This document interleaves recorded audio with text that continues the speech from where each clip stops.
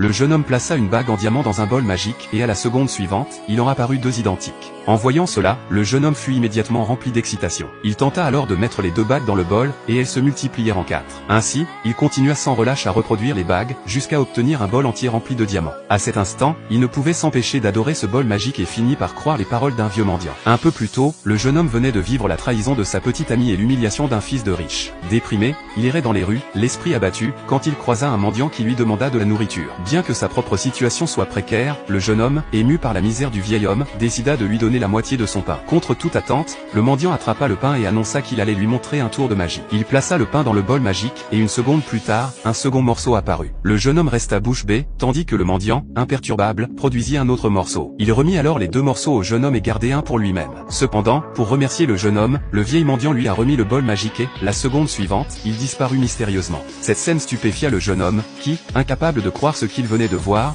décida de tester lui-même. C'est alors que la scène du début se produisit. Avec le bol magique, le jeune homme avait maintenant reproduit des centaines de diamants. Il prévoyait de les vendre pour se faire de l'argent. Mais au moment où il se retournait, il heurta une belle jeune femme qui faillit tomber. Le jeune homme la rattrapa de justesse, mais elle le prit pour un pervers. Il n'eut d'autre choix que de s'excuser sans relâche. Alors qu'il pensait que ce n'était qu'un incident sans importance, la femme remarqua que sa chaussure était abîmée. Furieuse, elle accusa le jeune homme d'en être responsable et exigea une compensation de 8000 yuans. Le jeune homme fouilla ses poches, mais il ne trouva qu'une poignée de billets. Soudain, il pensa aux bagues qu'il venait de reproduire. Il en donna une à la femme, espérant régler la situation. Cependant, après un rapide coup d'œil, la femme rejeta la bague, affirmant qu'il s'agissait d'un bijou bon marché vendu 3 pour 10 yuan sur les marchés, et que prétendre qu'elle valait 10 000 yuan était absurde. Malgré ces explications, la femme refusa de le croire. Elle alla jusqu'à promettre que si la bague était véritable, elle lancerait un live devant ses 200 000 abonnés pour laver les pieds du jeune homme. Cependant, elle décida d'appeler en vidéo un de ses cousins, propriétaire de la première bijouterie de la ville, expliquant qu'il pourrait démasquer les faux bijoux du jeune homme en un clin d'œil.